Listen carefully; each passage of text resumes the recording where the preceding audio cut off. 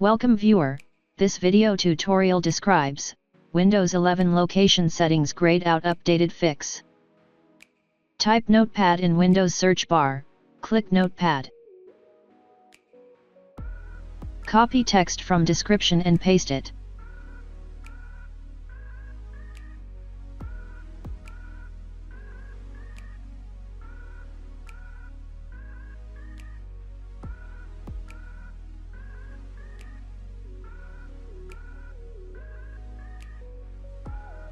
Right-click Run as administrator.